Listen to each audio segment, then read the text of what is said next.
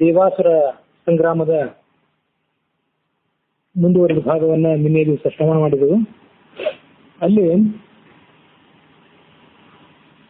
ದಾನವ ಶ್ರೇಷ್ಠನಾದಂತಹ ಮಯ ಎಂಬಾತ ಒಂದು ದಿವ್ಯವಾದಂತಹ ಅಸ್ತ್ರವನ್ನು ಪ್ರಯೋಗ ಮಾಡಿದ್ದ. ಆ ಅಸ್ತ್ರದ ಹೆಸರು ಔರ್ವ ಅಗ್ನಿವಿದ್ಯಾ ಅಂತ ಹೇಳಿ.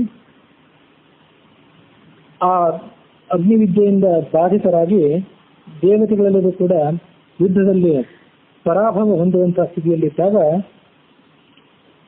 ಈ ಅಗ್ನಿವಿದ್ಯೆಯ ಇತಿಹಾಸ ಏನು ಇದನ್ನು ಕೇಳಿಕೊಂಡು ಇದನ್ನ ನಮಗೆ ತಿಳಿಸು ಅಂತ ಇಂದ್ರ ವರುಣನನ್ನು ಪ್ರಾರ್ಥನೆ ಮಾಡಿದ್ದ. ಆಗ ವರುಣ ಆ ಊರ್ವ ಎಂಬತಕ್ಕಂತಹ ಋಷಿಯ ತಪಸ್ಸಿನಿಂದಾಗಿ ಅವನ ತೊಡೆಯ ಮೂಲಕ ಒಂದು ಅಗ್ನಿ ಹುಟ್ಟಿತು.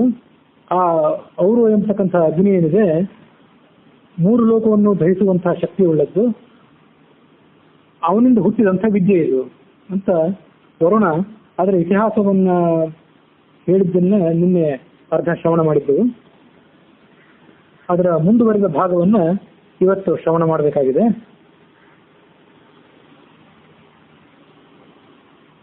ನಿನ್ನೆ ಕಥೆಯಲ್ಲಿ ನಾವು ನೋಡಿದಂತೆ ಆ ಊರ್ವ ಋಷಿಯನ್ನ, ಆತ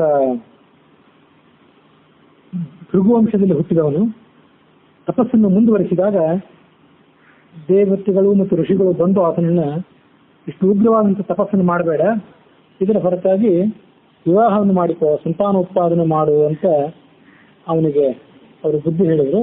ಆದ್ರೆ ಅವನಿಗೆ ಅದು ರುಚಿಸಲಿಲ್ಲ. ಸಂತಾನೋತ್ಪಾದನೆಗಾಗಿ ವಿವಾಹವೇ ಬೇಕೆಂಬ ಅವಶ್ಯಕತೆ ಏನಿಲ್ಲ, ತಪೋಬಲದಿಂದಲೇ ನಾವು ಸಂತಾನವನ್ನು ಉತ್ಪಾದನೆ ಮಾಡಬಹುದು, ನಾನು ಅದನ್ನು ಮಾಡಿ ತೋರಿಸ್ತೇನೆ, ಸಾಧ್ಯವಾದ್ರೆ ನಿಮಗೂ ಕೂಡ ಆ ಶಕ್ತಿ ಇದ್ರೆ ನೀವು ನಿಮ್ಮ ತಪೋಬಲದಿಂದಲೇ ಸಂತಾನ ಉತ್ಪಾದನೆ ಮಾಡಿ ಅಂತ ಅವರಿಗೂ ಆತ ಸವಾಲು ಹಾಕಿದ. ಆ ಬಳಿಕ ತನ್ನ ಊರುವನ್ನ ಅಂದ್ರೆ ತೊಡೆಯನ್ನ ಅಗ್ನಿಯಲ್ಲಿ ಇಟ್ಟು ದರ್ಭೆಯಿಂದ ಮಥನ ಮಾಡಿದ. ಘರ್ಷಣೆ ಮಾಡಿದಾಗ ಆತನ ತೊಡೆಯನ್ನು ಸೀಳಿಕೊಂಡು ಔರ್ವ ಎಂಬತಕ್ಕಂಥ ಒಂದು ಅಗ್ನಿ ಅಲ್ಲಿ ಹುಟ್ಟಿತು. ಅದು ಇಡೀ ಜಗತ್ತನ್ನ 3 ಲೋಕಗಳನ್ನು ಸುಟ್ಟು ಹಾಕುವಂತಹ ಪ್ರಬಲವಾದಂತಹ ದಾಹಶಕ್ತಿ ಉಳ್ಳದ್ದಾಗಿತ್ತು. ಯಮನೇ ಹುಟ್ಟಿ ಬಂದಿದ್ದಾನೇನೋ ಅನ್ನುವಂತೆ ಕಾಣ್ತಾ ಇತ್ತು. ಹುಟ್ಟಿದ ಕೂಡಲೇ ಆ ಮಗುವಿಗೆ ಬಹಳ ಪ್ರಬಲವಾದಂತಹ ಹಸಿವೆ ಅದನ್ನ ಪೀಡಿಸಲಿಕ್ಕೆ ಶುರು ಮಾಡಿತು. ಆಗ ಆತ ಜೋರಾಗಿ ಆಕ್ರೋಶ ಮಾಡಲಿಕ್ಕೆ ಶುರು ಮಾಡಿದ. ಇಡೀ ಜಗತ್ತನ್ನೇ ನುಂಗಿ ನನ್ನ ಹಸಿವನ್ನು ನಾನು ನೀಗಿಸಿಕೊಳ್ತೇನೆ, ಹಾಗಾಗಿ ನಾನು ಇಷ್ಟ ಬಂದ ಕಡೆಗೆ ನನ್ನನ್ನು ನೀವು ಹೋಗ್ಲಿಕ್ಕೆ ಬಿಡು, ಎಲ್ಲಿ ಹೋದ್ರೆ ನನಗೆ ಹಸಿವು ಪರಿಹಾರ ಆಗ್ತದೋ ಆ ಜಾಗಕ್ಕೆ ನಾನು ಹೊರಟು ಹೋಗ್ತೇನೆ ಅಂತ ಆತ ಪದೇ ಪದೇ ತನ್ನ ತಂದೆಗೆ ಒತ್ತಾಯ ಮಾಡಲಿಕ್ಕೆ ಪ್ರಾರಂಭ ಮಾಡಿದ. ಮತ್ತು ಚಿಕ್ಕ ಆಕಾರದಲ್ಲಿದ್ದವನು ಬೃಹದಾಕಾರವನ್ನು ತೆಗೆದುಕೊಳ್ಳಲಿಕ್ಕೆ ಪ್ರಾರಂಭ ಮಾಡಿದ. ಅದೇ ಸಂದರ್ಭದಲ್ಲಿ ಸಮಸ್ತ ಲೋಕಗಳಿಗೂ ಒಡೆಯನಾದಂತಹ ಬ್ರಹ್ಮ ಆ ಸಂದರ್ಭಕ್ಕೆ ಬಂದ, ಆ ಜಾಗಕ್ಕೆ ಬಂದ. ಈ ಊರ್ವ ಋಷಿ ತನ್ನ ಮಗನನ್ನ ಇಲ್ಲಿ ಸೃಷ್ಟಿ ಮಾಡಿದ್ನಲ್ಲ, ಆ ಸೃಷ್ಟಿ ಮಾಡಿದಂತಹ ಜಾಗಕ್ಕೆ ಆತ ಬಂದು ಆ ಊರು ಮುನಿಯನ್ನ ಮತ್ತು ಇಡೀ ಜಗತ್ತನ್ನೇ ನಾಶಪಡಿಸಲಿಕ್ಕೆ ತಯಾರಾಗಿರುವಂತಹ ಆ ಕ್ರೋಧಾಗ್ನಿ ಅವೆರಡನ್ನೂ ಆತ ಬ್ರಹ್ಮ ಗಮನಿಸಿ ಹೇಳಿದ, ನಿನ್ನ ಮಗ ಏನಿದ್ದಾನೆ, ನಿನ್ನಿಂದ ಹುಟ್ಟಿದಂಥ ಈ ಮಗ, ಇವನನ್ನು ನಿನ್ನ ಅಧೀನದಲ್ಲಿಟ್ಟುಕೋ, ಇವನಿಗೆ ಬೇಕಾದಂತಹ ಆಹಾರದ ವ್ಯವಸ್ಥೆಯನ್ನು ನಾನು ಮಾಡ್ತೇನೆ, ಆಹಾರ ಮತ್ತು ವಸತಿಗೆ ಬೇಕಾದಂತಹ ವ್ಯವಸ್ಥೆಯನ್ನು ನಾನು ಮಾಡ್ತೇನೆ, ಹಾಗಾಗಿ ನನ್ನ ಮಾತಿನಲ್ಲಿ ವಿಶ್ವಾಸ ಇಟ್ಟು ನೀನು ಈತನನ್ನು ನಿನ್ನ ಹದ್ದಿನಲ್ಲಿ ಇಟ್ಟುಕೋ ಅಂತ ಆ ಬ್ರಹ್ಮ ಈ ಊರು ಮುನಿಗೆ ಉಪದೇಶ ಮಾಡಿದ. ಆಗ ಊರು ಮುನಿ ಹೇಳಿದ, ನೀನು ಇಲ್ಲಿಗೆ ಬಂದು ನನಗೆ ದೊಡ್ಡ ಉಪಕಾರ ಮಾಡಿದ್ದಿ, ಧನ್ಯೋಸ್ಮಿ ಅನುಗೃಹೀತೋಸ್ಮಿ, ಇನ್ಮಾ ಮಧ್ಯ ಭವಾನ್ ಶಿಶೋಹೋ ಮತಿಮೇತಾಂ ದದತೀಹ ಪರಮಾನುಗ್ರಹಾಯ ವೈ, ನನ್ನ ಮೇಲೆ ಪರಮಾನುಗ್ರಹ ಮಾಡಿ ನನ್ನ ಮಗನಿಗೆ ಆಹಾರ ಇತ್ಯಾದಿ ವ್ಯವಸ್ಥೆ ಮಾಡ್ತೇನೆ ಅಂತ ನೀನು ಭರವಸೆ ಕೊಟ್ಟಿದ್ದಿ, ಹಾಗಾಗಿ ನನ್ನ ಜೀವನ ಸಫಲ ಆಗಿದೆ, ಅವನಿಗೆ ನೀನು ಏನು ವ್ಯವಸ್ಥೆ ಮಾಡ್ತಿ ಅಂತ ಆ ಋಷಿ, ಊರ್ವ ಋಷಿ ಆ ಚತುರ್ಮುಖ ಬ್ರಹ್ಮನನ್ನೇ ಪ್ರಶ್ನೆ ಕೇಳಿದ. ಆಗ ಆ ಬ್ರಹ್ಮ ಹೇಳಿದ, ನಿನ್ನ ಮಗ ಸಮುದ್ರದಲ್ಲಿ ಹೋಗಿ ವಾಸ ಮಾಡಲಿ, ಈ ಬೆಂಕಿಯ ರೂಪದ ನಿನ್ನ ಮಗ ಏನಿದ್ದಾನಲ್ಲ ಈಗ ಸಮುದ್ರ ಮಧ್ಯದಲ್ಲಿ ವಾಸ ಮಾಡಲಿ ಮತ್ತು ಅವನಿಗೆ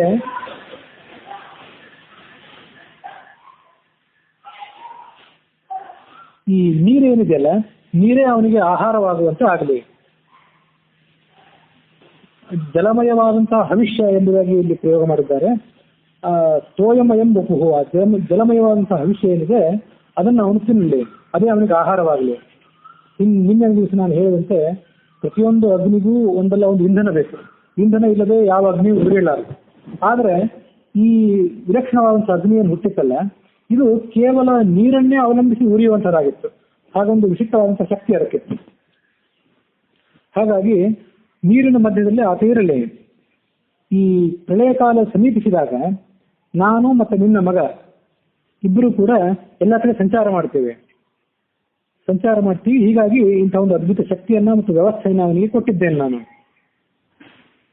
ಅಂತ ಹೀಗೆ ಬ್ರಹ್ಮ ಆ ಭರವಸೆಯನ್ನು ಕೊಟ್ಟಾಗ ಆ ಔರ್ವಾಗ್ನಿ, ಪೂರ್ವನಿಂದ ಹುಟ್ಟಿದಂತಹ ಆ ಔರ್ವಾಗ್ನಿ ಏನಿತ್ತು ಅದು ಸಮುದ್ರಕ್ಕೆ ಪ್ರವೇಶ ಮಾಡಿತು. ಪ್ರವಿವೇಶ ಅರ್ಣವ ಮುಖಂ ನಿಕ್ಷಿಪ್ತ ಪಿತರಿ ಪ್ರಭಾಂ, ತನ್ನ ದಿವ್ಯವಾದಂತಹ ಪ್ರಭೆ ಏನಿತ್ತು ಅದನ್ನ ತನ್ನ ತಂದೆಯಾದಂತಹ ಊರ್ವರ್ಷಿ ಏನಿದ್ದ ಅವನಲ್ಲಿ ಅದನ್ನು ಅಡಗಿಸಿ ತಾನು ಸಮುದ್ರ ಲೋಕವನ್ನು ಪ್ರವೇಶ ಮಾಡಿಬಿಡ್ತು. ಆ ಬಳಿಕ ಚತುರ್ಮುಖ ಬ್ರಹ್ಮ ಜಗತ್ತಿಗೆ ಬಂದಂತಹ ಈ ಅಪಾಯವನ್ನ ಪರಿಹರಿಸಿ ತಾನು ತನ್ನ ಸ್ವಸ್ಥಾನಕ್ಕೆ ಹೋಗಿಬಿಟ್ಟ. ಮಹರ್ಷಿಗಳು ಕೂಡ ಈ ಔರ್ವಾಗ್ನಿಯ ಪ್ರಭಾವ ಇತ್ಯಾದಿಗಳನ್ನು ಗಮನಿಸಿ ತಮ್ಮ ತಮ್ಮ ಸ್ಥಾನಕ್ಕೆ ಹೋಗಿಬಿಟ್ರು. ಈ ಅತ್ಯದ್ಭುತವಾದಂತಹ ವೃತ್ತಾಂತ ಹಿರಣ್ಯಕಶಿಪುವಿಗೆ ಗೊತ್ತಿತ್ತು. ಹಿರಣ್ಯಕಶಿಪು, ಹಿರಣ್ಯಾಕ್ಷ ಅಂತ ಇಬ್ಬರು ರಾಕ್ಷಸರಿದ್ರಲ್ಲ, ಅವರ ಹಿರಿಯನಾದಂತಹ ಹಿರಣ್ಯಕಶಿಪು ಎಂಬ ರಾಕ್ಷಸನಿಗೆ ಈ ಊರ್ವ ಋಷಿಯಿಂದ ಔರ್ವ ಎಂತಕ್ಕಂಥ ಅಗ್ನಿ ಹುಟ್ಟಿದ ಸಂಗತಿ ಗೊತ್ತಿತ್ತು. ಹಾಗಾಗಿ ಆತ ಹಿರಣ್ಯಕಶಿಪು ಈ ಊರ್ವ ಮುನಿಯನ್ನು ಸಮೀಪಿಸಿದ. ಊರ್ವ ಮುನಿಯನ್ನು ಸಮೀಪಿಸಿ ಅವನನ್ನು ಹೊಗಳಿದ. ತಮ್ಮ ತಪಸ್ಸಿಗೆ ಮೆಚ್ಚಿ ಜಗದೊಡೆಯನಾದಂತಹ ಬ್ರಹ್ಮನೇ ಒಲಿದಿದ್ದಾನೆ. ನನ್ನನ್ನು ನೀವು ನಿಮ್ಮ ಮತ್ತು ನಿಮ್ಮ ಮಗನ ಸೇವಕ ಅಂತ ಭಾವಿಸಿರಿ. ಸೇವಕ ಅಂತ ಭಾವಿಸಿ ನಮ್ಮನ್ನ ದಯಾದೃಷ್ಟಿಯಿಂದ ನೋಡಿರಿ. ಇಲ್ಲದೇ ಇದ್ರೆ ನನಗೆ ಅಪಜಯ, ಸೋಲು ಕಟ್ಟಿಟ್ಟು ಬುತ್ತಿ. ಹಾಗಾಗಿ ನೀವು ನನ್ನನ್ನ ಸ್ವೀಕಾರ ಮಾಡಬೇಕು ಅಂತ ಕೇಳ್ಕೊಂಡ. ಆಗ ಊರ್ವೃಷಿ ಹೇಳಿದೆ, ಧನ್ಯೋ ಕ್ಷಣಿಗೃಹೀತೋಸ್ಮಿ ಯಚ್ಯತೇಹಂ ಗೋರ್ಮತಃ ನಾಸ್ತಿತೇ ತಪಸಾನೇನ ಭಯ ಮಧ್ಯೆ ಸುವ್ರತ. ದಾನವೇಂದ್ರನಾದಂತಹ ನೀನು ನನ್ನ ಬಳಿಗೆ ಶಿಷ್ಯನಾಗಿ ಬಂದಿರುವಂತದ್ದೇನಿದೆ ನನಗೆ ಬಹಳ ದೊಡ್ಡ ಹೆಗ್ಗಳಿಕೆಯ ಸಂಗತಿಯಾಗಿದೆ. ಹಾಗಾಗಿ ಇನ್ನು ಮುಂದೆ ನೀನು ಯಾವುದೇ ಯುದ್ಧದಲ್ಲಿ ಸೋಲತೇನೆ ಅನ್ನುವಂಥ ಭಯವನ್ನ ಇಟ್ಕೊಳ್ಬೇಕಾಗಿಲ್ಲ. ನಿನಗೆ ಬಂದಿರುವಂತಹ ಭಯವನ್ನು ನಾನು ಪರಿಹಾರ ಮಾಡ್ತೇನೆ. ನನ್ನ ಪುತ್ರನಿಂದ ಹುಟ್ಟಿದಂಥ ಈ ಮಾಯಿಕ ವಿದ್ಯೆ ಏನಿದೆ, ಈ ವಿದ್ಯೆಯನ್ನು ನಾನು ನಿನಗೆ ಉಪದೇಶ ಮಾಡ್ತೇನೆ. ಇಮಾಂಚ ಮಾಯಾಂ ಗೃಹೀಷ್ವ ಮಮ ಪುತ್ರೇಣ ನಿರ್ಮಿತಾಂ, ನನ್ನ ಮಗನಾದಂತಹ ಔರ್ವಾಗ್ನಿಯು ನಿರ್ಮಿಸಿದಂಥ ಈ ಔರ್ವಾಗ್ನಿ ವಿದ್ಯೆಯನ್ನು ನಿರಿಂಧನಾಂ ಅಗ್ನಿಮಯೀಂ ದುಸ್ಪರ್ಶಾಂ ಪಾವಕೈರಪಿ, ಇದು ಯಾರಿಗೂ ಮಣಿಯದಂತಹ ಬೆಂಕಿ ಇದು. ಇದನ್ನು ನಿನಗೆ ಉಪದೇಶ ಮಾಡ್ತೇನೆ. ಇದನ್ನು ನಿನಗೆ ಉಪದೇಶ ಮಾಡಿದರೆ ನಿನಗೆ ಜಗತ್ತಿನಲ್ಲಿ ಯಾವುದೇ ರೀತಿಯಾದಂತಹ ಸೋಲು ಆಗೋದಿಲ್ಲ ಅಂತ ಹೇಳಿದ ಆ ಊರ್ವ ಋಷಿ ಹಿರಣ್ಯಕಶಿಪುವಿಗೆ ಆ ಅಗ್ನಿಯನ್ನು ಉಪದೇಶ ಮಾಡಿ ದಾನವೇಶ್ವರನಾದಂತಹ ಆ ಹಿರಣ್ಯಕಶಿಪು ತನ್ನ ಗುರುವಾದ ಊರ್ವ ಋಷಿಗೆ ನಮಸ್ಕಾರ ಮಾಡಿ ಅಲ್ಲಿಂದ ಸ್ವರ್ಗಲೋಕಕ್ಕೆ ಹೊರಟು ಹೋದ. ಅದರ ಪ್ರಭಾವದಿಂದ ಆ ಹಿರಣ್ಯಕಶಿಪು 3 ಲೋಕವನ್ನು ಕೂಡ ಗೆದ್ದಿದ್ದ. ವರುಣ ಕಥೆಯನ್ನು ಮುಂದುವರಿಸಿದ. ವರುಣ ಇಂದ್ರನಿಗೆ ಆ ಕಥೆಯನ್ನು ಹೇಳ್ತಾ ಇದ್ದ. ಯುದ್ಧರಂಗದಲ್ಲಿ ಈಗ ದೈತ್ಯರು, ಈ ಸದ್ಯ ನಡೆಯುವಂತಹ ಯುದ್ಧದಲ್ಲಿ ಈ ದೈತ್ಯರು ಏನು ಪ್ರಯೋಗ ಮಾಡಿದ್ದಾರಲ್ಲ ಈ ಅಗ್ನಿವಿದ್ಯೆ, ಆ ಅಗ್ನಿವಿದ್ಯೆಯು ಔರ್ವ ಅಗ್ನಿಯಿಂದ ಹುಟ್ಟಿದ್ದಂಥದ್ದು. ಆ ಔರ್ವ ಅಗ್ನಿಯು ಊರ್ವ ಋಷಿಯಿಂದ ಹುಟ್ಟಿದವನು. ಅದರ ಪ್ರಯೋಗದಿಂದಲೇ ನಾವೆಲ್ಲರೂ ದೇವತೆಗಳೀಗ ಪರಾಜಯದ ಅಂಚಿಗೆ ಬಂದಿದ್ದೇವೆ. ಇದೇ ವಿದ್ಯೆಗೆ ಕೆಲವು ಇತಿಮಿತಿಗಳನ್ನ ಆ ಊರ್ವ ಋಷಿಯು ಹಾಕಿಕೊಟ್ಟಿದ್ದಾನೆ. ಹಿರಣ್ಯಕಶಿಪುವಿಗೆ ಅದನ್ನು ಕೊಡುವಾಗ ನಿನ್ನ ಜೀವಮಾನದ ತನಕವೂ ಕೂಡ ನಿನಗೆ ನಾನು ಉಪದೇಶ ಮಾಡಿರ್ತಕ್ಕಂತಹ ಈ ಮಾಯಾವಿದ್ಯೆಯು ಫಲಕಾರಿಯಾಗ್ತದೆ. ಕ್ರಮೇಣ ಅದು ತಾನಾಗಿಯೇ ತನ್ನ ಪ್ರಭಾವವನ್ನು ಕಳ್ಕೋತದೆ ಅಂತ ಹೇಳಿ ಆ ಹಿರಣ್ಯಕಶಿಪುವಿಗೆ ಊರ್ವ ಋಷಿಯು ಆ ಉಪದೇಶದ ಸಂದರ್ಭದಲ್ಲಿ ಸೂಚನೆ ಮಾಡಿದ್ದ. ಹಾಗಾಗಿ ಈ ಪ್ರಕೃತ ಯುದ್ಧದಲ್ಲಿ ಆ ಮಯ ಅನ್ನುವಂಥ ರಾಕ್ಷಸ ಔರ್ವಾಗ್ನಿ ವಿದ್ಯೆಯನ್ನು ಪ್ರಯೋಗ ಮಾಡಿದ್ದಾನಲ್ಲ, ಅದಕ್ಕೆ ಪರಿಹಾರ ಏನಾದರೂ ಮಾಡಬೇಕು ಅಂತಿದ್ರೆ ಜಲಮಯನಾದಂತಹ ಚಂದ್ರನನ್ನ ನನ್ನ ಜೊತೆಗೆ ಕಳಿಸು, ಅಂದ್ರೆ ವರುಣನ ಜೊತೆಗೆ ಕಳಿಸು.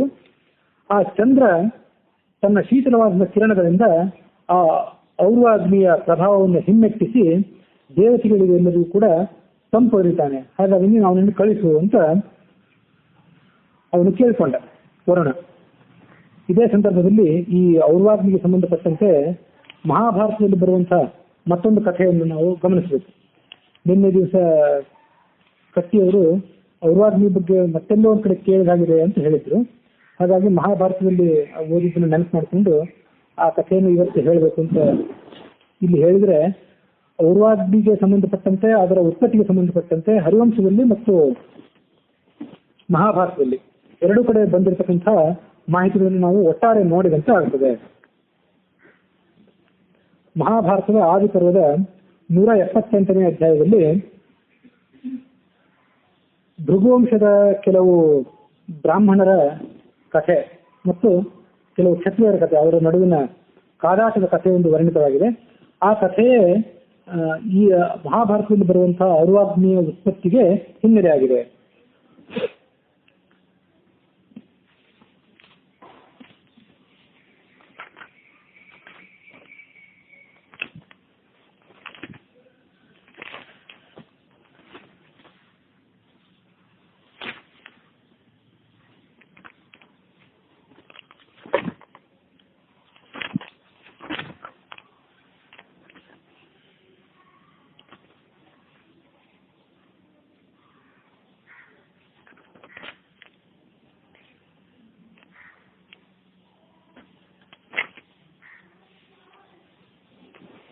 ಹಿಂದೆ ಕೃತವೀರ್ಯ ಅಂತಕ್ಕಂಥ ಒಬ್ಬ ಪ್ರಸಿದ್ಧನಾದಂತಹ ರಾಜನಟ, ಅವನು ಈ ಭೃಗುಕುಲದಲ್ಲಿ ಹುಟ್ಟಿದಂತಹ ಋಷಿಗಳಿಗೆ ಶಿಷ್ಯನಾಗಿದ್ದ.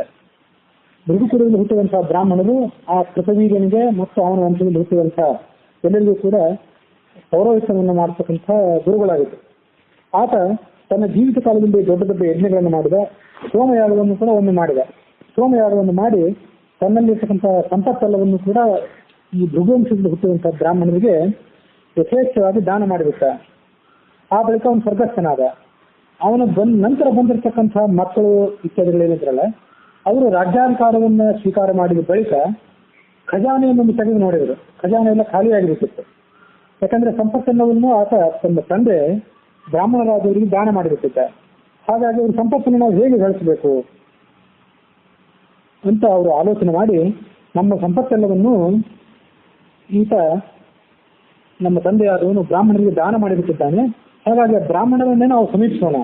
ಬ್ರಾಹ್ಮಣರನ್ನ ಸಮೀಪಿಸಿ ಅವರ ಕಡೆ ಬಂದಿರತಕ್ಕಂಥ ಅವರ ಕಡೆ ಇರ್ತಕ್ಕಂತಹ ವಿದ್ಯೆ ಆ ಧನವನ್ನೆಲ್ಲ ನಾವು ಭಿಕ್ಷೆಯಾಗಿ ಕೇಳೋಣ ಅಂತ ಬ್ರಾಹ್ಮಣರ ಕಡೆ ಹೋದರು. ಈ ಬ್ರಾಹ್ಮಣರಿಗೆಲ್ಲರಿಗೂ ಇದ್ರ ಸುಳಿವು ಗೊತ್ತಾಯ್ತು.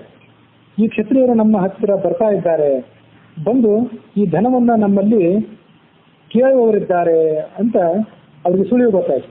ಹಾಗಾಗಿ ಅವ್ರು ಏನ್ ಮಾಡಿದ್ರು ಅಂದ್ರೆ, ಕೆಲವರು ಅವ್ರಿಗೆ ಬೇರೆಯವರಿಗೆ ದಾನ ಮಾಡಿ ಕೊಟ್ಟುಬಿಟ್ರು. ಕೆಲವರು ಬಂದಂತ ಕ್ಷತ್ರಿಯರಿಗೆ ನಮ್ಮ ಹತ್ರ ಎಷ್ಟು ದುಡ್ಡಿದೆ ನೀವು ತಗೊಂಡು ಹೋಗಿ ಅಂತ ಕೊಟ್ಟುಬಿಟ್ರು. ಮತ್ತು ಕೆಲವರು ಭೂಮಿ ಎಲ್ಲದನ್ನು ಹೂತು ಹಾಕಿಬಿಟ್ರು, ಯಾರಿಗೂ ಬಂದವ್ರಿಗೆ ಸಿಗಬಾರದು ಅಂತ ಹೇಳಿ. ಹೀಗೆ ಆ ಭೃಗುವಂಶದಲ್ಲಿ ಬಂದಿರತಕ್ಕಂತಹ ಅನೇಕ ಬ್ರಾಹ್ಮಣರು ಆ ತಮ್ಮಲ್ಲಿರ್ತಕ್ಕಂತಹ ಆ ಸಂಪತ್ತಿನ ರಕ್ಷಣೆಗಾಗಿ ಬೇರೆ ಬೇರೆ ಉಪಾಯವನ್ನು ಅನುಸರಿಸಿದ್ರು. ಆದರೆ ಆ ಬಂದ ಕ್ಷತ್ರಿಯರು ಸಮಾಧಾನ ಪಡಲಿಲ್ಲ. ಅವರು ಎಲ್ಲ ಬ್ರಾಹ್ಮಣರ ಮನೆಗಳನ್ನು ಶೋಧನೆ ಮಾಡಿದರು. ಅಲ್ಲಿ ಯಾರದೋ ಒಬ್ಬರ ಮನೆಯಲ್ಲಿ ಶೋಧನೆ ಮಾಡುವಾಗ ನೆಲದಾಳದಲ್ಲಿ ಹುಗಿದಂತಹ ಸಂಪತ್ತು ಸಿಕ್ಕಿಬಿಡುತ್ತೆ. ಸಿಕ್ಕಾಗ ಅದನ್ನು ಆ ಕ್ಷತ್ರಿಯರು ವಶಪಡಿಸಿಕೊಂಡು ಮತ್ತು ಎಲ್ಲಾದ್ರೂ ಸಂಪತ್ತಿದೆಯೋ ಅಂತ ನೋಡಬೇಕು ಅಂತ ಎಲ್ಲಾ ಬ್ರಾಹ್ಮಣರು ಮನೆಗಳನ್ನು ಸಂಶೋಧನೆ ಮಾಡಿದ್ರು. ಈ ಕಳ್ಳರಾದಂತಹ ಬ್ರಾಹ್ಮಣರು, ವಂಚಕರಾದಂತಹ ಬ್ರಾಹ್ಮಣರು ನಮಗೆ ಮೋಸ ಮಾಡಿದ್ದಾರೆ ಅಂತ ಹೇಳಿ ಆ ಬ್ರಾಹ್ಮಣರ ಮೇಲೆ ಅವರು ಬಹಳ ಕ್ರೋಧ ಮಾಡಿಕೊಂಡು ಆ ಭೃಗುವಂಶದಲ್ಲಿ ಹುಟ್ಟಿದಂತಹ ಯಾವ ಬ್ರಾಹ್ಮಣರನ್ನು ನಾವು ಉಳಿಸಬಾರದು, ಸಣ್ಣ ಸಣ್ಣ ಮಕ್ಕಳನ್ನು ಹಿಡಿದು ಎಲ್ಲರನ್ನು ಕೊಂದು ಹಾಕಬೇಕು ಅಂತ ಅವರು ಪ್ರವೃತ್ತಿ ಮಾಡಿದರು. ಆಗ ಎಷ್ಟೋ ಜನರನ್ನು ಕೊಂದು ಹಾಕಿದ್ರು. ಗರ್ಭಿಣಿಯರಾಗಿರ್ತಕ್ಕಂತಹ ಅನೇಕ ಜನ ಸ್ತ್ರೀಯರು ಆ ಕ್ಷತ್ರಿಯರ ಉಪಟಳವನ್ನು ತಾಳಲಾರದೆ ಬೇರೆ ಬೇರೆ ದಿಕ್ಕುಗಳಲ್ಲಿ ಓಡಿ ಹೋದರು. ಅಲ್ಲಿ ಒಬ್ಬ ಸ್ತ್ರೀ ಗರ್ಭಿಣಿಯಾದವಳು ತನ್ನ ಹೊಟ್ಟೆಯಲ್ಲಿರುವಂತಹ ಮಗುವನ್ನ ಏನಾದರೂ ಮಾಡಿ ರಕ್ಷಣೆ ಮಾಡಬೇಕು ಅನ್ನುವ ಒಂದು ಉದ್ದೇಶಿಸಿಕೊಂಡು ತನ್ನ ಯೋಗ ವಿದ್ಯೆಯಿಂದ ತನ್ನ ಹೊಟ್ಟೆಯಲ್ಲಿದ್ದಂತಹ ಗರ್ಭವನ್ನ ಮಗುವನ್ನ ತೊಡೆಯ ಭಾಗದಲ್ಲಿ ಸಂಗ್ರಹ ಮಾಡಿದ್ಲು ಯೋಗ ವಿದ್ಯೆಯಿಂದ. ಅಂದ್ರೆ ಬಂದವ್ರಿಗೆ ಗೊತ್ತಾಗಬಾರ್ದು, ಗರ್ಭಿಣಿ ಅಂತ ಗೊತ್ತಾಗಬಾರ್ದು ಅಂತ ಹೇಳಿ. ಆಕೆಯು ಈ ತರ ರಕ್ಷಣೆ ಮಾಡ್ಕೊಂಡಿದ್ದಾಗ ಅದು ಯಾರೋ ಒಬ್ಬರ ಮೂಲಕವಾಗಿ ಆ ಕ್ಷತ್ರಿಯರಿಗೆ ತಿಳಿಯಿತು. ಅವರು ಕೂಡ ಆಕೆಯನ್ನು ಹಿಂಬಾಲಿಸಿ ಬಂದರು. ಈಕೆ ದುರ್ಗಮವಾದಂತಹ ಹಿಮಾಲಯದ ಅರಣ್ಯ ಪ್ರದೇಶಕ್ಕೆ ಓಡಿ ಹೋದರು. ಅಲ್ಲಿಯೂ ಬಂದರು ಆ ಕ್ಷತ್ರಿಯರು. ಇನ್ನ ಅವಳನ್ನು ಕೊಂದೇ ಹಾಕುವವರು ಇದ್ರು ಅವರು, ಅವಳನ್ನ ಮತ್ತು ಅವಳ ಗರ್ಭದಲ್ಲಿರುವಂತಹ ಶಿಶುವನ್ನ. ಆಗ ಆ ಹೊಟ್ಟೆಯಲ್ಲಿರುವಂತಹ ಶಿಶು, ಆ ತೊಡೆಯಲ್ಲಿರುವಂತಹ ಶಿಶು ತನ್ನ ತಾಯಿಯ ರಕ್ಷಣೆಗಾಗಿ ಮತ್ತು ತನ್ನ ರಕ್ಷಣೆಗಾಗಿ ತಾನೇ ಪ್ರವೃತ್ತವಾಯಿತು. ತಾನೇ ಪ್ರವೃತ್ತವಾಗಿ ಹೊರಗೆ ಬಂತು. ತಾಯಿಯ ತೊಡೆಯನ್ನು ಸೀಳಿಕೊಂಡು ಹೊರಗೆ ಬಂತು. ತಾಯಿಯ ತೊಡೆಯನ್ನು ಸೀಳ್ಕೊಂಡು ಹೊರಗೆ ಬಂದಿದ್ದರಿಂದ ಅದಕ್ಕೆ ಔರ್ವ ಅಂತ ಹೆಸರು. ಊರು ಅಂದ್ರೆ ಸಂಸ್ಕೃತದಲ್ಲಿ ತೊಡೆ ಅಂತ. ತೊಡೆಯನ್ನು ಸೀಳ್ಕೊಂಡು ಹೊರ ಬಂದಿದ್ದರಿಂದ ಅದಕ್ಕೆ ಔರ್ವ ಅಂತ ಹೆಸರು ಬಂತು. ಅದರ ತೇಜಸ್ ಹೇಗಿತ್ತಂದ್ರೆ, ಅದರ ಬ್ರಹ್ಮ ತೇಜಸ್ಸು, ಆ ತೇಜಸ್ ಬಂದಂತ ಕ್ಷತ್ರಿಯರಿಗೆ ಆ ತೇಜಸ್ಸಿನಿಂದಾಗಿ ಕಣ್ಣು ಕುಕ್ಕಿ ಅವರು ಕ್ಷಣಾರ್ಧದಲ್ಲಿ ತಮ್ಮ ಕಣ್ಣುಗಳೆಲ್ಲ ಕಳ್ಕೊಂಡ್ಬಿಟ್ರು. ಕಣ್ಣು ಕಳ್ಕೊಂಡು ಹಾಳು ಬಾವಿಗಳಿಗೆ ಕಮರಿ ಕಂದರಗಳಿಗೆ ಬಿದ್ದು ನಷ್ಟರಾಗಿ ಹೋದರು. ಆಗ ಅವರಿಗೆ ತಾವು ಎಂಥ ಮಹಾತ್ಮರಾದಂಥ ಬಾಲಕನನ್ನು ಕೊಲ್ಲಿಕ್ಕೆ ಹೋಗಿದ್ವಿ ಅನ್ನೋದ್ರದ್ದು ಅರಿವಾಯಿತು. ಅವರು ಆ ಹೆಣ್ಮಗಳನ್ನು ಪ್ರಾರ್ಥನೆ ಮಾಡಿಕೊಂಡ್ರು, ದಯವಿಟ್ಟು ನಮ್ಮ ಕಣ್ಣು ಮತ್ತೆ ನಮಗೆ ಬರುವಂತಾಗಲಿ ಅಂತ. ಆಕೆ ಹೇಳಿದ್ದು, ನನಗೆ ನಿಮ್ಮ ಮೇಲೆ ಏನು ಸಿಕ್ಕಿಲ್ಲ, ನೀವು ಆ ಕುಮಾರನನ್ನು ಕೊಲ್ಲಬೇಕು ಅಂತ ಹೋಗಿದ್ರಿ, ಅವನಿಗೆ ನೀವು ಮಾಡಿದಂತಹ ಅಪರಾಧದಿಂದಲೇ ಹೀಗಾಗಿದೆ, ನೀವು ಆತನನ್ನೇ ಕೇಳ್ಕೊಳ್ರಿ ಅಂತ ಆಕೆ ಹೇಳಿದ್ರು. ಅವರು ಆ ಬ್ರಾಹ್ಮಣನಾದಂತಹ ಔರ್ವನನ್ನು ಪ್ರಾರ್ಥನೆ ಮಾಡಿದ್ರು, ನಮಗೆ ತಪ್ಪಾಗಿದೆ, ನಮ್ಮನ್ನು ಕ್ಷಮಿಸುವ ಅಂತ. ಬಾಲಕ ಸುಪ್ರೀತನಾದ ಆ ಎಲ್ಲ ಕ್ಷತ್ರಿಯರಿಗೆ ಮತ್ತೆ ಕಂಡು ಬಂದು ಕ್ಷತ್ರಿಯರೆಲ್ಲ ಹೊರಟು ಹೋದರು. ಆದರೆ ಇವನಿಗೆ ಮಾತ್ರ ಆ ಸಿಟ್ಟು ಇಳಿಲಿಲ್ಲ. ಇವನು ಔರ್ವ ಎಂಬ ಹೆಸರನ್ನೇ ಪಡೆದಿದ್ದ. ಅನೇನೈವಚ ವಿಖ್ಯಾತ ನಾನಾ ಲೋಕೇಶು ಸಪ್ತಮಃ ಸ ಔರ್ವ ಇತಿ ವಿಪ್ರರ್ಷಿ ಊರುಂ ಭಿತ್ವಾ ವಿಜಾಯತ. ತೊಡೆಯನ್ನು ಸೇರಿಕೊಂಡು ಬಂದು ಹುಟ್ಟಿದ್ದರಿಂದ ಔರ್ವ ಅಂತ ನನಗೆ ಹೆಸರು ಅಂಟಿಕೊಂಡಿತ್ತು. ಆದರೆ ಅವನ ಹಿರಿಯರನ್ನೆಲ್ಲ ಕೊಂದುಬಿಟ್ಟಿದ್ರಲ್ಲ ಈ ಕ್ಷತ್ರಿಯರು. ಆ ಹಿರಿಯರನ್ನೆಲ್ಲ ಕೊಂದಿದ್ರಿಂದಾಗಿ ಅವನ ಮನಸ್ಸಿನಲ್ಲಿ ಅಗಾಧವಾದಂಥ ಸಿಟ್ಟು ಇನ್ನೂ ಕೂಡ ಉಳಿದಿತ್ತು. ಕ್ಷತ್ರಿಯರೇನೋ ಶರಣಾಗತರಾಗಿದ್ರು, ಕೆಲವು ಮಂದಿ ಅವರನ್ನು ಕ್ಷಮಿಸಿದ್ದ. ಆದರೆ ಅವನು ಸಿಟ್ಟು ಇನ್ನೂ ಉಳಿದಿರಲಿಲ್ಲ. ಆದ್ರಿಂದ ಇಡೀ 3 ಲೋಕವನ್ನು ಸುಟ್ಟು ಹಾಕಿಬಿಡ್ತೇನೆ ಅಂತ ಅವನು ತಯಾರಾಗಿ ನಿಂತ. ಭೃಗು ಅನ್ನುವ ಋಷಿಯನ್ನ ನಾವು ಹೆಸರನ್ನು ಹಿಂದೆ ಕೇಳಿದ್ದೇವೆ. ಬ್ರಹ್ಮನ ಮಗನಾಗಿ ಹುಟ್ಟಿದವನು. ಅವನ ಮಗನೇ ಶ್ರವಣ. ಆ ಶ್ರವಣನಿಗೆ ಸುಕನ್ಯಾ ಎಂಬುದಾಗಿ ಶರ್ಯಾಚರಾಜನ ಪತ್ನಿ ಇದ್ಲು. ಆ ಸುಕನ್ಯಾಳಿಂದ ಪ್ರಮತಿ ಎಂಬ ಮಗ ಹುಟ್ಟಿದ. ಪ್ರಮತಿಯಿಂದ ಘೃತಾಚಿ ಎಂಬ ಅಪ್ಸರೆಯಲ್ಲಿ ರುರು ಎಂಬ ಮಗ ಹುಟ್ಟಿದ. ಆ ರುರುವಿಗೆ ಪತ್ನಿ ಪ್ರಮದ್ವರ ಎಂಬಾಕೆ. ಇದು ಶ್ರವಣನ ಒಂದು ಕವಲು. ಆ ಶ್ರವಣನಿಗೆ ಆರುಷಿ ಎಂಬುದಾಗಿ ಮತ್ತೊಬ್ಬ ಪತ್ನಿ ಇದ್ಲು. ಶ್ರವಣನಿಗೆ ಮೊದಲನೇ ಪತ್ನಿ ಆಕೆ. ಆ ಆರುಷಿಗೆ ಈ ಔರ್ವ ಎಂಬ ಮಗ ಹುಟ್ಟಿದ. ಔರ್ವನಿಂದ ಋಷಿಕನಿಂದ ಜಮದಗ್ನಿಯಿಂದ ಪರಶುರಾಮ. ಆ ಕಥೆಯನ್ನು ನಾವು ಈ ಕೆಲವು ಅಧ್ಯಾಯಗಳ ಹಿಂದೆ ಗಮನಿಸಿದ್ದೇವೆ. ಇಲ್ಲಿ ನಾವೇನು ಕಥೆಯನ್ನು ನೋಡ್ತಾ ಇದ್ದೇವಲ್ಲ, ಈ ಔರ್ವ ಎಂಬ ಋಷಿ, ಈತ ಹುಟ್ಟಿದ್ದು ಆ ಋಷಿ ಎಂಬ ಆಕೆಯಿಂದ, ಶ್ರವಣ ಋಷಿಯ ಅನುಗ್ರಹದಿಂದ. ಈ ಔರ್ವ ಋಷಿಗೆ ತನ್ನ ಹಿರಿಯರನ್ನೆಲ್ಲ ಈ ಕ್ಷತ್ರಿಯರು ಕೊಂದು ಬಿಟ್ಟಿದ್ದಾರಲ್ಲ ಅನ್ನುವಂಥ ಸಿಟ್ಟಿತ್ತು. ಹಾಗಾಗಿ ಅವನು 3 ಲೋಕವನ್ನು ಸುಟ್ಟು ಹಾಕ್ತೇನೆ ಅಂತ ಹೊರಟ. ಆಗ ಆ ಪಿತೃದೇವತೆಗಳು ಅವರಲ್ಲಿ ಬಂದು ಹೇಳಿದ್ರು ಅವನಿಗೆ, ಕ್ಷತ್ರಿಯರನ್ನು ನಮಗೆ ಅನ್ಯಾಯ ಮಾಡಿದ್ದಾರೆ ಅಂತ ನೀನು ಭಾವಿಸಿ ಅವರನ್ನೆಲ್ಲ ಸುಟ್ಟು ಹಾಕಬೇಕು ಅಂತ ಹೊರಟಿದ್ದಿ. ಆದರೆ ನಿನ್ನ ಸಿಟ್ಟನ್ನು ನೀನು ಹಿಂದೆ ತೆಗೆದುಕೋ. ನಾವು ಇದು ಬೇಕಂತ ಮಾಡಿದ್ದೆವು, ನಮಗೆ ಆ ಸಂಪತ್ತಿನ ಮೇಲೆ ಮೋಹವೇನೂ ಇಲ್ಲ. ನಾವ್ಯಾಕೆ ಹೀಗೆ ಮಾಡಿದ್ವು ಅಂದರೆ, ನಮಗೆ ದೀರ್ಘವಾದಂಥ ಆಯುಷ್ಯ ಇತ್ತು. ಈ ಸಂಸಾರದ ಜಂಜಡದಲ್ಲಿ ನಾವೇ ಬೇಸತ್ತು ಎಷ್ಟು ಕಾಲ ಇಲ್ಲಿ ಬದುಕೋದು ಅಂತ ವಿಚಾರ ಮಾಡಿ ಇಂಥದೊಂದು ಉಪಾಯ ಮಾಡಿ ಆ ಕ್ಷತ್ರಿಯರ ಕಡೆಯಿಂದ ನಾವು ಮರಣ ಹೊಂದುವಂತೆ ವ್ಯವಸ್ಥೆಯನ್ನು ಮಾಡಿಕೊಂಡೆವು. ಯಾಕೆಂದ್ರೆ ನಮ್ಮನ್ನ ಕೊಲ್ಲುವಂತ ಶಕ್ತಿಯುಳ್ಳವರು ಬೇರೆ ಯಾರೂ ಇಲ್ಲ ಜಗತ್ತಿನಲ್ಲಿ.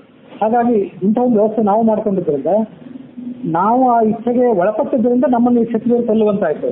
ಹಾಗಾಗಿ ನಮಗೆ ಅದರ ಬಗ್ಗೆ ವಿಷಾದವೇನೂ ಇಲ್ಲ. ನೀನು ಸಿಟ್ಟು ಮಾಡ್ಕೊಳ್ಬೇಕಾಗಿಲ್ಲ, ನಿನ್ನ ಸಿಟ್ಟನ್ನು ನೀನು ಉಪಸಂಹಾರ ಮಾಡಿಕೋ ಅಂತ ಅವರು ಹೇಳಿದ್ರು. ಆತ್ಮಹತ್ಯೆ ಮಾಡ್ಕೊಳ್ಬೋದು ನಾವು, ಆತ್ಮಹತ್ಯೆ ಮಾಡ್ಕೊಳ್ಳಿಕ್ಕೆ ನಾವು ಮನಸ್ಸಿಲ್ಲ. ಆತ್ಮಹತ್ಯೆ ಮಾಡ್ಕೊಳ್ಳೋದು ದೊಡ್ಡ ಅಪರಾಧ. ಆದರೆ ನಮ್ಮನ್ನ ಯಾರೂ ಕೂಡ ಮೃತ್ಯು ನಮ್ಮನ್ನು ಸಮೀಪಿಸಲಾರದು. ಅಂತ ಅತ್ಯದ್ಭುತವಾದ ತಪಶಕ್ತಿ ಉಳ್ಳವರು ನಾವು. ಮೃತ್ಯು ತಾನಾಗಿ ಸಮೀಪಿಸಲಾರದು, ಆತ್ಮಹತ್ಯೆ ನಾವು ಮಾಡ್ಕೊಳ್ಳಲಾರೆವು. ಆದರೆ ಈ ಪ್ರಪಂಚದ ಜಂಜಡ ನಮಗೆ ಸಾಕಾಗಿದೆ. ಹಾಗಿರುವಾಗ ಆ ಕ್ಷತ್ರಿಯರನ್ನ ಪ್ರಚೋದಿಸಿ ನಮ್ಮ ಅಂತವನ್ನ ನಾವೇ ತಂದುಕೊಂಡಿದ್ದೇವಷ್ಟೇ, ಹಾಗಾಗಿ ನಿನ್ನ ಸಿಟ್ಟನ್ನು ನೀನು ಉಪಸಂಹಾರ ಮಾಡಿಕೋ ಅಂತ ಅವರು ಆ ಮಗನಿಗೆ ಉಪದೇಶ ಮಾಡಿದರು. ಆದ್ರೆ ಅವನು ಕೇಳಲಿಲ್ಲ. ನಾನು ಗರ್ಭದಲ್ಲಿದ್ದಾಗ ನನ್ನ ತಾಯಿಗೆ ಈ ಕ್ಷತ್ರಿಯರು ಎಷ್ಟು ಹಿಂಸೆ ಕೊಟ್ಟರು, ನನ್ನ ಪೂರ್ವಜರು ಎಷ್ಟು ದಿನ ಆಕ್ರಂದ ಮಾಡಿದರು, ಕ್ಷತ್ರಿಯರ ಕೈಗೆ ಸಿಕ್ತು. ಆಗ ಈ ಭೂಲೋಕದ ರಾಜರು ಯಾರಾದರೂ ಅವರನ್ನು ಕಾಪಾಡಿದರೆ? ಯಾರೂ ಇಲ್ಲ. ಆ ಸಿಟ್ಟು ನನ್ನಲ್ಲಿ ಇನ್ನೂ ಉರಿತಾ ಇದೆ. ಉರಿಯುವಂತ ಸಿಟ್ಟನ್ನು ನಾನು ಹಾಗೆ ಧಾರಣ ಮಾಡಿದ್ದಾದ್ರೆ ಅದು ನನ್ನನ್ನೇ ಸುಟ್ಟು ಹಾಕಿಬಿಡ್ತದೆ. ಹಾಗಾಗಿ ನಾನು ಅದನ್ನ ಧಾರಣ ಮಾಡೋದಿಲ್ಲ. ನಾನು ಏನಾದರೂ ಮಾಡಿ ಈ ಭೂಮಿ ಈ ಜಗತ್ತಿನ ಮೇಲೆ ಪ್ರಯೋಗ ಮಾಡಿ ಜಗತ್ತನ್ನು ಸುಟ್ಟು ಹಾಕಿಬಿಡ್ತೇನೆ, ಅವಾಗಲೂ ನನಗೆ ಸಮಾಧಾನ ಅಂತ ಅವರು ತನ್ನ ಹಠಕ್ಕೆ ಅಂಟಿಕೊಂಡ. ಆಗ ಪಿತೃದೇವತೆಗೆ ಹೇಳಿದ್ರು, ಯಯೇಷ ಮನ್ಯುಜತ್ತೇಗ್ಭಿ ಲೋಕಾ ನಾದಾತುಮಿಚ್ಛತಿ ಅಪ್ಸುತಂ ಮುಂಚ ಭದ್ರಂತೆ ಲೋಕಾ ಹಿ ಅಪ್ಸು ಪ್ರತಿಷ್ಠಿತಾ. ನಿನ್ನ ಈ ಸಿಟ್ಟಿನ ಬೆಂಕಿ ಇದೆಯಲ್ಲ, ಇದಕ್ಕೆ ಏನಾದರೂ ಒಂದು ಆಹುತಿ ಬೇಕೇ ಬೇಕು ಅಂತ ನೀನು ಹಠ ಹಿಡಿಯೋದಾದ್ರೆ ನಿನ್ನ ಸಿಟ್ಟನ್ನು ನೀನು ಸಮುದ್ರದ ನೀರಿನಲ್ಲಿ ವಿಸರ್ಜನೆ ಮಾಡು. ಸಮುದ್ರದ ನೀರಿನಲ್ಲಿ ವಿಸರ್ಜನೆ ಮಾಡಿದರೆ ಆ ಸಮುದ್ರದ ನೀರನ್ನು ದಹಿಸಿ ಸುಟ್ಟು ಹಾಕಿ ಆ ಸಮುದ್ರದ ನೀರನ್ನೇ ಇಂಧನವಾಗಿ ಬಳಕೆ ಮಾಡಿಕೊಂಡು ಆ ಅಗ್ನಿಯು ಮುಂದುವರಿಯಲಿ. ಯಾಕೆಂದ್ರೆ ಸಮಸ್ತ ಜಗತ್ತೆಲ್ಲವೂ ಕೂಡ ನೀರಿನಲ್ಲೇ ಅವಲಂಬಿತವಾಗಿದೆ. ಹಾಗಿರುವಾಗ ಆ ಸಮುದ್ರದ ನೀರನ್ನ ದಹನ ಮಾಡ್ತಾ ಮಾಡ್ತಾ ನಿನ್ನ ಬೆಂಕಿಯು ಅಲ್ಲೇ ಉಳಿಯಲಿ ಅಂತ ಅವರು ಒಂದು ವ್ಯವಸ್ಥೆ ಮಾಡಿಕೊಟ್ರು. ಹೀಗೆ ಅವರೆಲ್ಲ ಹೇಳಿದ ಮೇಲೆ ತನ್ನ ಪಿತೃಗಳಿಂದ ಈ ಸೂಚಿತನಾದಂತಹ ಔರ್ವ ತನ್ನ ಕ್ರೋಧದಿಂದ ಹುಟ್ಟಿದಂತಹ ಅಗ್ನಿಯನ್ನು ಸಮುದ್ರದಲ್ಲಿ ವಿಸರ್ಜನೆ ಮಾಡಿದ. ಆ ಕೋಪಾಗ್ನಿಯು ಕುದುರೆಯ ಶಿರಸ್ಸನ್ನು ಧಾರಣೆ ಮಾಡಿತು. ಅದಕ್ಕೆ ಒಡವಾಗ್ನಿ ಅಂತ ಕರೀತಾರೆ. ಈಗಲೂ ಒಡವಾಗ್ನಿ ಅಂತ ಯಾಕೆ ಕರೀತಾರೆ ಅಂದ್ರೆ, ಒಡವ ಅಂದ್ರೆ ಹೆಣ್ಣು ಕುದುರೆ ಅಂತ. ಆ ಹೆಣ್ಣು ಕುದುರೆಯ ರೂಪವನ್ನು ಧಾರಣೆ ಮಾಡಿತ್ತು ಆ ಸಿಟ್ಟು. ಅದನ್ನು ಧಾರಣೆ ಮಾಡಿ ಅದು ಸಮುದ್ರದಲ್ಲಿ ಪ್ರವೇಶ ಮಾಡಿತು. ಸಮುದ್ರದಲ್ಲಿ ಪ್ರವೇಶ ಮಾಡಿ ತನ್ನ ಭಯಂಕರವಾದಂತಹ ಜ್ವಾಲೆಗಳನ್ನ ಮೇಲಿಂದ ಮೇಲೆ ಪ್ರಸಾರ ಮಾಡ್ತಾ ಈ ದೊಡ್ಡ ಸಾಗರದ ನೀರನ್ನು ಅದು ಮತ್ತೆ ಮತ್ತೆ ಹೀರ್ತಾ ಬೇಸಿಗೂ ಕೂಡ ಅಲ್ಲೇ ಉಳಿಯಿತು. ಹೀಗೆ ಆ ಔರ್ವ ಋಷಿ ತನ್ನ ಸಿಟ್ಟಿನ ರೂಪವಾದಂತಹ ಆ ಬೆಂಕಿಯನ್ನ ಸಮುದ್ರದಲ್ಲಿ ವಿಸರ್ಜನೆ ಮಾಡಿದ ಅನ್ನುವಂಥ ಕಥೆಯನ್ನು ನಾವು ಮಹಾಭಾರತದಲ್ಲಿ ನೋಡ್ತೇವೆ. ಇಲ್ಲಿ ಅದೇ ಔರ್ವ ಋಷಿ, ಅವನಿಂದ ಹುಟ್ಟಿದಂಥವನು ಔರ್ವ ಎಂಬ ಮಗ, ಆ ಮಗನಿಂದ ಹುಟ್ಟಿದಂತಹ ಈ ಅಗ್ನಿವಿದ್ಯೆ ಏನಿದೆ ಅದಕ್ಕೂ ಕೂಡ ಸಮುದ್ರದಲ್ಲೇ ವ್ಯವಸ್ಥೆ ಮಾಡಿದ ಬ್ರಹ್ಮ ಅಂಬುದಾಗಿ ಆ ಸಮುದ್ರದಲ್ಲೇ ಈ ಅಗ್ನಿಗೆ ವಾಸಸ್ಥಾನ ಎಂಬ ಅಂಶದಲ್ಲಿ ಇವೆರಡೂ ಕಥೆಗಳಿಗೂ ಕೂಡ ಸಮಾನತೆ ಇದೆ. ಆದರೆ ಹರಿವಂಶದಲ್ಲಿ ಬರುವಂತಹ ಅಗ್ನಿ ಒಂದು ವಿದ್ಯೆ. ಆ ವಿದ್ಯೆಯಿಂದ ರಾಕ್ಷಸರು ದೇವತೆಗಳನ್ನ ನಾನಾ ರೀತಿಯಾದಂತಹ ಸಂಕಷ್ಟಕ್ಕೆ ಈಡು ಮಾಡಿದರು. ಆ ಅಗ್ನಿಯು ಒಂದು ವಿದ್ಯೆ ಅನ್ನುವಂಥ ಮಾಹಿತಿ ಮಹಾಭಾರತದಲ್ಲಿ ಬರ್ತಾ ಇಲ್ಲ. ಹೀಗೆ ಆ ಔರ್ವಾಗ್ನಿ ವಿದ್ಯೆಯ ಕಥೆಯನ್ನ ಮತ್ತು ಔರ್ವ ಋಷಿಯ ಸಿಟ್ಟಿನ ರೂಪವಾದಂತಹ ಬೆಂಕಿಯ ಕಥೆಯನ್ನ ಮಹಾಭಾರತ ಮತ್ತು ಹರಿವಂಶದ ಹಿನ್ನೆಲೆಯಲ್ಲಿ ಈಗ ಅರ್ಥ ಮಾಡ್ಕೊಳ್ಬೇಕು. ವರುಣ ಹಾಗೆ ಇಂದ್ರನನ್ನು ಕೇಳಿದ, ಚಂದ್ರನ ನನ್ನ ಜೊತೆಗೆ ಕಳಿಸಿಕೊಡು, ಚಂದ್ರನ ಸಹಾಯದಿಂದ ನಾನು ಈ ಅಗ್ನಿಗೆ ಒಂದು ಪ್ರತೀಕಾರವನ್ನು ನಾನು ಮಾಡ್ತೇನೆ ಅಂತ ಹೇಳಿದೆ. ಅಲ್ಲಿಗೆ 45ನೇ ಅಧ್ಯಾಯ ಮುಗಿದಿದೆ. 46ನೇ ಅಧ್ಯಾಯದಲ್ಲಿ ವೈಶಂಪಾಯನರು ಆ ಕಥೆಯನ್ನು ಮುಂದುವರಿಸಿದ್ರು. ಚಂದ್ರನನ್ನ ದೇವೇಂದ್ರ ಕರೆಸಿದ. ಚಂದ್ರನನ್ನ ದೇವೇಂದ್ರ ಕರೆಸಿ ಆ ಚಂದ್ರನನ್ನ ಸ್ತೋತ್ರ ಮಾಡಿದ ಆತ. ಈಗ ನೀನು ಅಸುರನ್ನೆಲ್ಲ ಹಿಮ್ಮೆಟ್ಟಿಸಿ ಅವರನ್ನು ಸೋಲಿಸಿ ವರುಣನಿಗೆ ನೀನು ಸಹಾಯಕನಾಗಿರಬೇಕು. ನಿನ್ನ ಪ್ರಭಾವದಿಂದಲೇ ನಾವು ದೇವತೆಗಳೆಲ್ಲರೂ ಕೂಡ ದೈವವನ್ನು ಇವತ್ತು ಕಾಣಬೇಕಾಗಿದೆ ಅಂತ ಇಂದ್ರ ಚಂದ್ರನನ್ನು ಸ್ತೋತ್ರ ಮಾಡಿದ. ದೊಡ್ಡ ದೊಡ್ಡ ಸಾಗರಗಳಲ್ಲಿ ಮೇಲಿಂದ ಮೇಲೆ ಹೇಗೆ ಇಳಿತ ಮತ್ತು ಭರತ ಆಗ್ತಿರ್ತದಲ್ಲ, ಹಾಗೆ ನಿನಗೂ ಕೂಡ ವೃದ್ಧಿ ಮತ್ತು ಕ್ಷಯಗಳು ಮೇಲಿಂದ ಮೇಲೆ ಇದ್ದದ್ದೇ. ಇದು ನಿನ್ನ ಮಹಿಮೆ. ಜಗತ್ತಿನಲ್ಲಿ ಹಗಲು ರಾತ್ರಿ ಅಂತಕ್ಕಂತಹ ವೈಚಿತ್ರ್ಯಗಳಾಗುವುದು ಕೂಡ ನಿನ್ನಿಂದಲೇ. ಚಂದ್ರನಿಗೆ ದಿನೇಶ ಅಂತ ಕರೀತಾರೆ, ಸೂರ್ಯನಿಗೆ ದಿನೇಶ ಅಂತ ಕರೀತಾರೆ. ಚಂದ್ರ ಸೂರ್ಯ ಇಬ್ಬರು ಕೂಡ ಕಾಲಮಾನಗಳಿಗೆ ನಿರ್ಣಾಯಕ. ಹಾಗಾಗಿ ಹಗಲು ರಾತ್ರಿಗಳಾಗುವುದಲ್ಲೂ ಕೂಡ ನಿನ್ನಿಂದಲೇ. ಈ ವೃದ್ಧಿ ಮತ್ತು ಕ್ಷಯಗಳು ಆಗೋದು ಕೂಡ ನಿನಗೆ ಆಗ್ತದೆ ಅಂತ ಇಂದ್ರ ಚಂದ್ರನನ್ನು ಸ್ತೋತ್ರ ಮಾಡಿದ್ರಲ್ಲ, ಆ ವೃದ್ಧಿ ಕ್ಷಯಗಳಿಗೆ ಸಂಬಂಧಪಟ್ಟಂತೆ ಹಿಂದೆ ಒಂದು ಕಥೆಯನ್ನು ನಾವು ನೋಡಿದ್ದು ಇದೇ ಹರಿವಂಶದಲ್ಲಿ. ವೃದ್ಧಿ ಕ್ಷಯಕ್ಕೆ ಸಂಬಂಧಪಟ್ಟಂತೆ ಮಹಾಭಾರತದಲ್ಲಿ ಬರುವಂತಹ ಮತ್ತೊಂದು ಕಥೆಯನ್ನು ಕೂಡ ಈ ಸಂದರ್ಭದಲ್ಲಿ ನಾವು ನೋಡಬೇಕು. ಚಂದ್ರ ರಾಜಸೂಯ ಯಾಗವನ್ನು ಮಾಡಿದ ಬಳಿಕ ಆತನ ಕೆಟ್ಟ ಕಣ್ಣು ತನ್ನ ಗುರುವಾದಂತಹ ಬೃಹಸ್ಪತಿಯ ಪತ್ನಿಯಾದ ತಾರೆ ಮೇಲೆ ಬಿತ್ತು ಅಂತ ಕಥೆಯನ್ನು ಓದಿತ್ತು. ಹಾಗೆ ಅವನು ಅಕ್ರಮ ಮಾಡಿದ್ರಿಂದ ಅವನಿಗೆ ರಾಗಯಕ್ಷಣ ರೋಗ ಅಂದ್ರೆ ಕ್ಷಯರೋಗ ಬಂತು ಅಂತ ಕಥೆಯಲ್ಲಿ ಅಲ್ಲಿ ನೋಡಿದ್ವಲ್ಲ. ಮತ್ತೊಂದು ಕಥೆ ಮಹಾಭಾರತದಲ್ಲಿ ಏನ್ ಬರ್ತದೆ ಅಂದ್ರೆ, ಚಂದ್ರನಿಗೆ 27 ಜನ ಪತ್ನಿಯರಿದ್ರು. ನಕ್ಷತ್ರ ಅಭಿಮಾನಿಯಾದಂತ 27 ಜನ ಕುಮಾರಿಯರನ್ನ ದಕ್ಷ ಪ್ರಜಾಪತಿ ಆತನಿಗೆ ಮದುವೆ ಮಾಡಿಕೊಟ್ಟಿದ್ದ. ಆದ್ರೆ ಅವರೆಲ್ಲರಲ್ಲಿಯೂ ರೋಹಿಣಿ ಆತನಿಗೆ ಬಹಳ ಪ್ರಿಯರಾದವಳಾಗಿತ್ತು. ಹಾಗಾಗಿ ಅವನು ಯಾವಾಗಲೂ ರೋಹಿಣಿ ಜೊತೆಗೆ ಇರ್ತಿದ್ದ. ಉಳಿದ 26 ಜನ ತಮ್ಮ ತಂದೆಯಾದಂತಹ ದಕ್ಷ ಪ್ರಜಾಪತಿ ಎದುರಿಗೆ ಹೋಗಿ ದೂರು ಕೊಟ್ಟರು. ನಮ್ಮ ಯಜಮಾನವಂತ ಚಂದ್ರ ನಮ್ಮನ್ನ ಕಡೆಗಣಿಸ್ತಾ ಇದ್ದಾನೆ ಅಂತ ಹೇಳಿ. ಆತ ತನ್ನ ಅಳಿಯನಿಗೆ ಒಮ್ಮೆ ಎಚ್ಚರಿಕೆ ಕೊಟ್ಟ, 2 ಬಾರಿ ಕೊಟ್ಟ, 3 ಸರಿ ಎಚ್ಚರಿಕೆ ಕೊಟ್ಟರು ಕೂಡ ಚಂದ್ರ ತನ್ನ ಈ ಅಭ್ಯಾಸವನ್ನು ಬಿಡಲಿಲ್ಲ. ಅವನು ರೋಹಿಣಿ ಜೊತೆಗೆ ಇರ್ತಿದ್ದ. ಹಾಗಾಗಿ ಇವತ್ತು ಕೂಡ ಯಾವಾಗಲೂ ರೋಹಿಣಿ ಜೊತೆಗೆ ರೋಹಿಣ್ಯ ಸಹಿತ ಸೆಷನ್ ಅಂತ ಹೇಳಿ ಆ ರೋಹಿಣಿ ಜೊತೆಗೆ ಇರುವಂತಹ ಚಂದ್ರನ ಸ್ತೋತ್ರ ಮಾಡುವ ಪರಿಪಾಟಿಯೇ ಹೆಚ್ಚಾಗಿದೆ.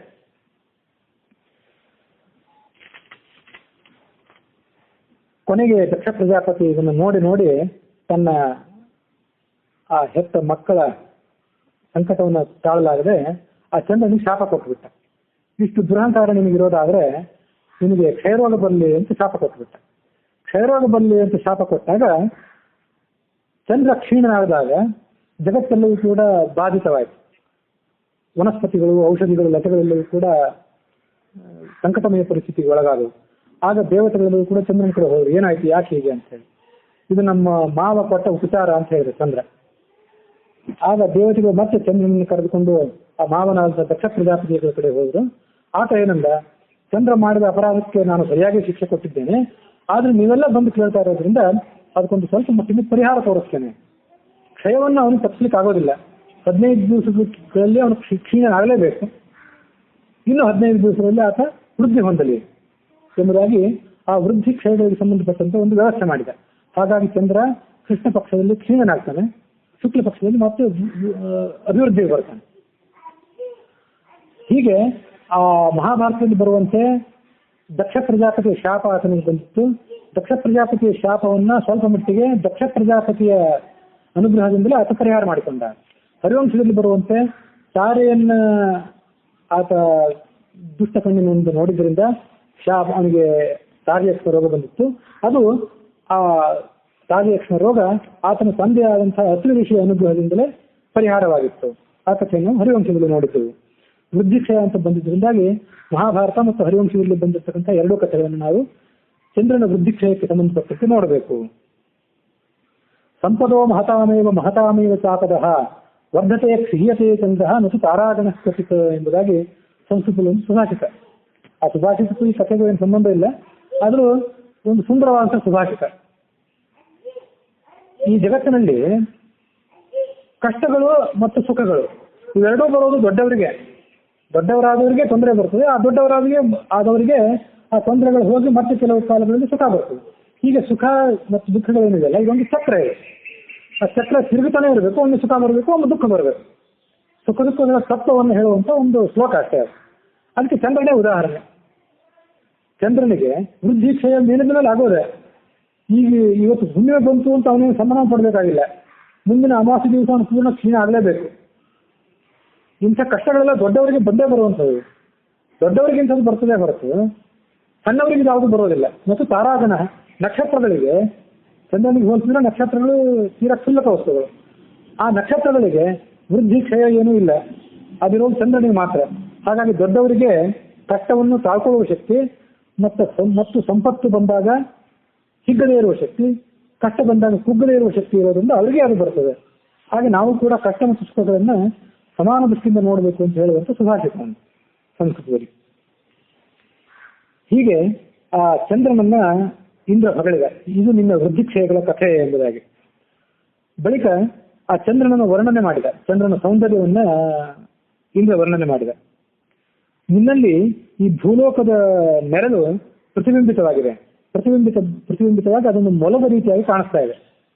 ಪೂರ್ಣ ಚಂದ್ರನಲ್ಲಿ ನಾವು ಇವತ್ತು ನೋಡಿದರೆ ಆ ಚಂದ್ರನಲ್ಲಿರುವಂತಹ ಕುಳಿಗಳು ಏನಿವೆಲ್ಲ, ನೈಸರ್ಗಿಕವಾದಂತಹ ಕಂದರಗಳು, ಅವು ನೆರಳಿನಂತೆ ಕಾಣಿಸ್ತವೆ. ಭೂಲೋಕದ ನೆರಳಿನಂತೆ ಆ ಭೂಲೋಕದ ನೆರಳೇ ನಿನ್ನಲ್ಲಿ ಮೊಲವಂತೆ ಕಾಣಿಸ್ತಾ ಇದೆ ಎಂಬುದಾಗಿ ಆ ಚಂದ್ರನ ಸೌಂದರ್ಯವನ್ನ ಇಂದ್ರ ಹೊಗಳಿದ. ಹಾಗಾಗಿ ಚಂದ್ರನಿಗೆ ಅದೊಂದು ಕಲಂಕ ಅಂತ ಕೂಡ ಹೇಳ್ತಾರೆ. ಚಂದ್ರ ಅಷ್ಟು ಸುಂದರ ಹೌದು, ಆದ್ರೂ ಅವನಿಗೆ ಅದೊಂದು ಕಲಂಕ. ಕಳಂಕವಿಲ್ಲದೇ ಇರುವ ಚಂದ್ರ ಎಂಬುದಾಗಿ ಚಂದ್ರನಿಗಿಂತಲೂ ಸುಂದರವಾದಂತಹ ವ್ಯಕ್ತಿಗಳನ್ನ ಅವುಗಳು ಒಂದು ಪರಿಪಾಠ ಇದೆ. ಚಂದ್ರ ಸುಂದರ ಹೌದಾದ್ರೂ ಅವನಿಗೆ ಕಳಂಕ ಇದೆ. ಕಳಂಕ ಇಲ್ಲದೇ ಇರುವಂತಹ ಸೌಂದರ್ಯ ಎಂಬುದಾಗಿ ಚಂದ್ರನ ಕೃಷ್ಣ ರಾಮಾದಿಗಳ ಸೌಂದರ್ಯವನ್ನ ಬೇರೆ ಕಾವ್ಯಗಳಲ್ಲಿ ವರ್ಣನೆ ಮಾಡಿದ್ದಿದೆ. ದೇವತೆಗಳಲ್ಲಿ ಯಾರಿಗೂ ಕೂಡ ನಿನ್ನ ಒಂದು ಅದ್ಭುತವಾದಂತಹ ಶಕ್ತಿಯನ್ನ ತಿಳ್ಕೊಳ್ಳಿಕ್ಕೆ ಸಾಧ್ಯ ಆಗೋದಿಲ್ಲ. ನೀನು ಅತ್ಯುನ್ನತವಾದಂತಹ ಮಾರ್ಗದಲ್ಲಿ ಇದ್ದಿ. ಹಾಗಾಗಿ ಎಲ್ಲಾ ತಾರಾಗಣಗಳಿಗೆ ಅಧಿಪತಿ ಎನಿಸಿಕೊಂಡಂಥವನು. ಈ ವರ್ಷ ಮೊದಲಾದವುಗಳಿಗೆ ನೀನೇ ನಿರ್ಮಾಪಕ. ಯಾಕಂದ್ರೆ ಪ್ರತಿಯೊಂದು 12 ತಿಂಗಳುಗಳಿಂದ ವರ್ಷ ಆಗಬೇಕು.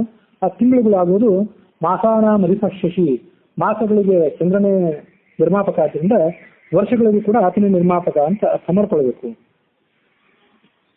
ಯಜ್ಞದಲ್ಲಿ ಅವಿರ್ಭಾಗವನ್ನು ಸ್ವೀಕಾರ ಮಾಡತಕ್ಕಂಥವನು, ಉಷ್ಣತೆ ಇಲ್ಲದೆ ಇರತಕ್ಕಂಥವನು, ಯಾವಾಗಲೂ ಶ್ವೇತಾವರಣದಲ್ಲಿ ಇರತಕ್ಕಂಥವನು.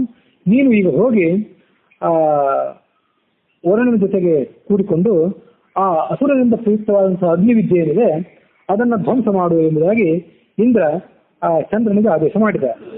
ಅದರಂತೆ ಚಂದ್ರ ಹೋದ. ಯನ್ವಾಂ ವರಸಿ ಯುದ್ಧಾರ್ಥೆ ದೇವರಾಜ ಜಗತ್ಸತೆ ಏಷ ವರ್ಷಾನಿ ಶಿಶಿರಂ ದೈತ್ಯ ಮಾಯಾಪಕರ್ಷಕಂ. ಅದರಂತೆ ಚಂದ್ರನು ಕೂಡ ಆ ತನ್ನ ದೇವತೆಗೆ ರಾಜನಾದಂಥ ಇಂದ್ರನ ಆಜ್ಞೆಯನ್ನು ಶಿರಸಾವಹಿಸಿ ಯುದ್ಧ ಭೂಮಿಗೆ ಹೋದ. ವರುಣ ಮತ್ತು ಚಂದ್ರ ಇಬ್ಬರು ಕೂಡ ಆ ದೈತ್ಯರ ಸೈನ್ಯದ ಮೇಲೆ ಮತ್ತೊಮ್ಮೆ ಆಕ್ರಮಣ ಮಾಡಿದರು. ವರುಣ ನೀರಿಗೆ ಅಧಿಪತಿ, ಚಂದ್ರ ಶೀತ ಕಿರಣಗಳಿಗೆ ಅಧಿಪತಿ. ಹೀಗೆ ಅವರಿಬ್ಬರು ಕೂಡ ವರುಣ ತನ್ನ ಪಾಶವನ್ನು ಪ್ರಯೋಗ ಮಾಡಿದ, ಚಂದ್ರ ತನ್ನ ಶ್ವೇತ ಕಿರಣಗಳನ್ನು ಪ್ರಯೋಗ ಮಾಡಿದ. ಹೀಗೆ ಆ ಕಿರಣಗಳಿಗೆ ಸಿಕ್ಕಿಬಿದ್ದಂಥ ಆ ದೇವತೆಗಳ ಸೈನ್ಯ, ರಾಕ್ಷಸರ ಸೈನ್ಯ ತಮ್ಮ ಕಳೆಯನ್ನೆಲ್ಲ ಕಳೆದುಕೊಂಡು ಬಹಳ ಸಂಕಷ್ಟಕ್ಕೆ ಈಡಾಯಿತು. ಆಗ ಮಯ ಏನ್ ಮಾಡಿದ, ತಾನು ಪ್ರಯೋಗ ಮಾಡಿದಂಥ ಈ ಔರ್ವಾಗ್ನೇಯ ವಿದ್ಯೆ ಇತ್ತಲ್ಲ ಅದು ವ್ಯರ್ಥವಾಗಿದ್ದನ್ನು ಗಮನಿಸಿ ಪಾರ್ವತಿ ಮಾಯಾ ಎಂಬತಕ್ಕಂಥ ಮತ್ತೊಂದು ವಿದ್ಯೆಯನ್ನು ಪ್ರಯೋಗ ಮಾಡಿದ. ಆ ಪಾರ್ವತಿ ಮಾಯಾ ಎಂಬತಕ್ಕಂಥದ್ದು ಅದು ಹೇಗೆ ಅಂತಂದ್ರೆ, ಅದರಿಂದ ಹುಟ್ಟುವಂಥದ್ದೇನು, ಒಮ್ಮೆ ಆ ವಿದ್ಯೆಯನ್ನು ಪ್ರಯೋಗ ಮಾಡಿದರೆ ಬೃಹದಾಕಾರದ ಕಲ್ಲು ಬಂಡೆಗಳು, ದೊಡ್ಡ ದೊಡ್ಡ ಪರ್ವತಗಳು, ಹುಲಿ ಸಿಂಹ ಮೊದಲಾದಂತಹ ಭಯಂಕರ ಪ್ರಾಣಿಗಳು ಆ ವಿದ್ಯೆಯನ್ನು ಹುಟ್ಟುತ್ತವೆ. ಹುಟ್ಟಿ ಯಾರ ಮೇಲೆ ಆ ವಿದ್ಯೆಯನ್ನು ಪ್ರಯೋಗ ಮಾಡಿರ್ತೇವೋ ಅವರ ಮೇಲೆ ಆ ಹುಲಿ ಸಿಂಹ ಮೊದಲಾದ ಪ್ರಾಣಿಗಳು, ಕ್ರೂರ ಪ್ರಾಣಿಗಳು ಮತ್ತೆ ಬಂಡೆ ಕಲ್ಲುಗಳು ಅವು ಹೋಗಿ ಅವರನ್ನು ಆಕ್ರಮಿಸ್ತವೆ. ದಾನವರಿಗೆಲ್ಲ ತಮ್ಮ ಕಳ್ಕೊಂಡಂತಹ ಶಕ್ತಿಯನ್ನ ಮತ್ತೆ ಪಡೆದುಕೊಂಡಂತಾಯ್ತು ಈ ಪಾರ್ವತಿ ವಿದ್ಯೆಯ ಪ್ರಭಾವದಿಂದ. ಆ ದೇವತೆಗಳು ಯಥಾ ಪ್ರಕಾರ ಮತ್ತೊಮ್ಮೆ ಪಾರ್ವತಿ ವಿದ್ಯೆಯ ಪ್ರಭಾವಕ್ಕೆ ಸಿಲುಕಿ ತೀವ್ರವಾದಂತಹ ಸಂಕಷ್ಟಕ್ಕೆ ಗುರಿಯಾದರು. ಕೇವಲ ಭಗವಂತನಾದಂತಹ ವಿಷ್ಣು ಒಬ್ಬನೇ ಆ ಪಾರ್ವತಿ ಮಾಯೆಗೆ ಸಿಲುಕದೆ ಸುರಕ್ಷಿತನಾಗಿದ್ದಂಥ ವ್ಯಕ್ತಿ ಯಾವೆಂದರೆ ಆ ಹರಿ ಒಬ್ಬನೇ ಅಲ್ಲಿ. ಈ ಬಳಿಕ ಮಹಾವಿಷ್ಣು ಮತ್ತೆ ಅಗ್ನಿವಾಯುಗಳಿಗೆ ಆಜ್ಞಾಪನೆ ಮಾಡಿದ, ನೀವಿಬ್ಬರು ಕೂಡ ಈ ಸಂದರ್ಭದಲ್ಲಿ ಎಚ್ಚರವನ್ನು ವಹಿಸಿ ಆ ಪಾರ್ವತಿ ಮಾಯೆಯನ್ನ ಹಿಮ್ಮೆಟ್ಟಿಸಬೇಕು ಅಂತ ಹೇಳಿ. ಅದರಂತೆ ಅಗ್ನಿವಾಯುಗಳಿಬ್ಬರು ಕೂಡ ದೈತ್ಯ ಸೈನ್ಯದ ಮೇಲೆ ಮತ್ತೊಮ್ಮೆ ದಾಳಿ ಮಾಡಿದರು. ದಾಳಿ ಮಾಡಿದಾಗ ಆ ಪಾರ್ವತಿ ವಿದ್ಯೆಯು ತನ್ನ ಪ್ರಭಾವವನ್ನು ಕಳೆದುಕೊಂಡಿತು. ದೇವತೆಗಳು ಭಗವಂತನಾದಂಥ ವಿಷ್ಣುವನ್ನು ಸ್ತೋತ್ರ ಮಾಡಲಿಕ್ಕೆ ಪ್ರಾರಂಭ ಮಾಡಿದರು. ದೈತ್ಯರ ರಾಜನಾದಂಥ ಮಯನಿಗೆ ಅಪಜಯವಾಯಿತು. ದೇವತೆಗಳ ರಾಜನಾದಂಥ ಇಂದ್ರನಿಗೆ ವಿಜಯ ದೊರಕಿತು.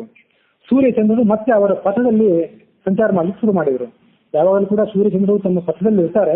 ಇಂಥ ಯುದ್ಧಗಳು ನಡೆದಾಗ ರಾಕ್ಷಸರ ಕೈವಾರದಿಂದಾಗಿ ಅವರು ತಮ್ಮ ಪಥವನ್ನು ಕಳ್ಕೊಳ್ತಾರೆ. ಪಥವನ್ನು ಕಳ್ಕೊಂಡಾಗ ಜಗತ್ತಿನಲ್ಲೆಲ್ಲ ಕಡೆ ಗಾಢಾಂಧಕಾರ ಇತ್ಯಾದಿ ನೈಸರ್ಗಿಕ ವಿಕೋಪಗಳು ಆಗೋದಿವೆ. ಸೂರ್ಯಚಂದ್ರರು ಅಂತ ಈ ಭೌತಿಕ ಕಾಯಗಳೇನಿವೆ, ಆಕಾಶ ಕಾಯಗಳು, ಇವುಗಳಿಗೆ ಬಂದೊದಗಿರುವಂತಹ ಸಂಕಟಮಯ ಪರಿಸ್ಥಿತಿ ಅವುಗಳಿಗೆ ಅಭಿಮಾನಿ ದೇವತೆಗಳಾಗಿರುವಂತಹ ದೇವತೆಗಳಿಗೂ ಸಂಬಂಧಪಟ್ಟದ್ದು. ಅವರಿಗೆ ಏನಾದರೂ ಅಪಾಯವಾದಾಗ ಅವು ಈ ಆಕಾಶ ಕಾಯಗಳಿಗೆ, ನಾವು ನೋಡುವಂತಹ ಸೂರ್ಯಚಂದ್ರಿಗೂ ಕೂಡ ಅಪಾಯವನ್ನು ತಂದೊಡ್ಡುತ್ತವೆ. ಅವರಿಗೆ ಆ ಬಂದಂತಹ ಅಪಜಯ ದೂರವಾದರೆ ಮತ್ತೆ ಈ ಸೂರ್ಯಚಂದ್ರರು ಕೂಡ, ಈ ಗ್ರಹಗಳು ಕೂಡ ಯಥಾರ್ಥಕಾರವಾಗಿ ತಮ್ಮ ಕಳೆದುಕೊಂಡಂತ ಕಾಂತಿಯನ್ನು ಪಡ್ಕೊಳ್ತವೆ. ಅಕಾಲಿಕವಾದಂತಹ ಮೃತ್ಯು ಪೀಡೆ ಇಲ್ಲದಂತಾಯಿತು.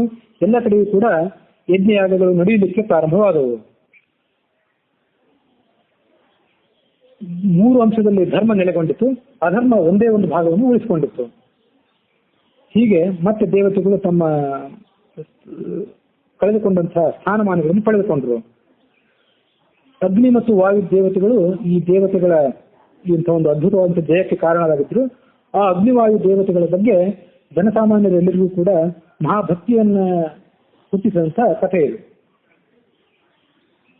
ಈ ಸಂದರ್ಭದಲ್ಲಿ ಅಗ್ನಿವಾಯು ದೇವತೆಗಳ ಕೈ ಮೇಲಾಗಿದ್ದನ್ನು ನೋಡಿ ಕಾಲನೇಮಿ ಅಂತಕ್ಕಂಥ ದೊಡ್ಡ ಭಯಂಕರನಾದಂಥ ರಾಕ್ಷಸ ಆ ಯುದ್ಧ ಸಂದರ್ಭದಲ್ಲಿ ಯುದ್ಧ ಭೂಮಿಗೆ ಪ್ರವೇಶ ಮಾಡಿದ. ಕಾಲನೇಮಿ ಅಂದ್ರೆ ಯಾರು? ಭಾಗವತ ಹೇಳುವಂತೆ ಹಿರಣ್ಯಾಕ್ಷ ಹಿರಣ್ಯಕಶಿಪು ಅಂತ ಏನು ಇಬ್ಬರು ರಾಕ್ಷಸರಿದ್ರಲ್ಲ, ಅವರಲ್ಲಿ ಆ ಮೊದಲನೆಯವನಾದಂಥ ಹಿರಣ್ಯಾಕ್ಷ ಏನಿದ್ದ, ವರಾಹ ರೂಪಿಯಾದಂಥ ಭಗವಂತನಿಗೆ ಆಹುತಿ ಆದಂಥವನು, ಅವನ ಮಗನೇ ಈ ಕಾಲನೇಮಿ ಎಂಬಾತ. ಆ ಕಾಲನೇಮಿಯ ಮುಂದೊಮ್ಮೆ ಕೃಷ್ಣಾವತಾರ ಸಂದರ್ಭದಲ್ಲಿ ಕಂಸನಾಗಿ ಅವತಾರ ಮಾಡುವನಿದ್ದಾನೆ. ಆ ಕಾಲನೇಮಿ ಬೃಹದಾಕಾರವಾದಂತಹ ರೂಪವನ್ನು ತಾಳಿ 100 ಕೈಗಳಿದ್ದಂಥವನು, ಆ 100 ಕೈಗಳಲ್ಲಿ ಅನೇಕ ರೀತಿಯಾದಂತಹ ಆಯುಧಗಳನ್ನು ಧರಿಸಿದವನು, ದೊಡ್ಡ ಪರ್ವತದ ಶಿಖರದಂತೆ ಕಾಣುವಂಥವನು. ಅವನು ದೇವತೆಗಳಿಗೆ ಹೆದರಿಕೆಯನ್ನು ಉಂಟು ಮಾಡ್ತಾ ದಾನವರಿಗೆ ಉತ್ಸಾಹವನ್ನು ಉಂಟು ಮಾಡುವವನಾಗಿ ಆ ಯುದ್ಧ ಭೂಮಿಯಲ್ಲಿ ಅವತಾರ ಮಾಡಿದ. ಅವನನ್ನು ನೋಡಿದ್ರೆ ಕಾಲಯವನೇ ಅಲ್ಲಿ ಬಂದಿದ್ದಾನೆ ಅಂತ ಕಾಣಿಸ್ತಿತ್ತು. ಅವನ ಬೃಹದಾಕಾರವನ್ನು ನೋಡಿ ತ್ರಿವಿಕ್ರಮನಾದಂಥ ವಾಮನನೇ ಅಲ್ಲಿಗೆ ಬಂದಿದ್ದಾನೆ ಅಂತ ಮತ್ತೆ ಕೆಲವರಿಗೆ ಅನಿಸ್ತಾ ಇತ್ತು. ಅವನನ್ನು ನೋಡಿ ಮಹೇಂದ್ರನೇ ಮೊದಲಾದಂತಹ ದೇವತೆಗಳು ಮತ್ತೊಮ್ಮೆ ಬಹಳ ಭಯವನ್ನು ಪಟ್ಟರು. ಅವನ ಪರಾಜಯಕ್ಕಾಗಿ ಏನು ಮಾಡಬೇಕು, ಮುಂದೆ ಯಾವ ಹೆಜ್ಜೆಯನ್ನು ಸ್ವೀಕಾರ ಮಾಡಬೇಕು ಎಂಬುದಾಗಿ ಅವರು ಮತ್ತೊಮ್ಮೆ ಆಲೋಚನೆ ಮಾಡುವಂತಾಯಿತು ಎಂಬಲ್ಲಿಗೆ 46ನೇ ಅಧ್ಯಾಯ ಮುಕ್ತಾಯವಾಗಿದೆ. ಇತಿ ಶ್ರೀ ಮಹಾಭಾರತೆ ಖಿಲಭಾಗೆ ಹರಿವಂಶ ಪರ್ವಣಿ ಕಾಲನೇಮಿ ಪ್ರಕರಣೆ 64 ಅಧ್ಯಾಯ. ಹುಸಿಯ ನಾಡಿ ಹೊಟ್ಟೆ ಹೊರೆವ ವಿಷಯದಲ್ಲಿ ರಸಿಕನೆಂದು ಹುಸಿಗೆ ಹಾಕದಿರೋ ಎನ್ನ ಶಶಿಕೇಶನೆ ಈಶನಿನ್ನ ಚರಣ ಭಜನೆ ಆಶೆಯಿಂದ ಮಾಡುವೆ ದೋಷ ರಾಶಿ ನಾಶ ಮಾಡು ಶ್ರೀಶ ಕೇಶವ. ಶ್ರೀಕೃಷ್ಣಾರ್ಪಣೆ.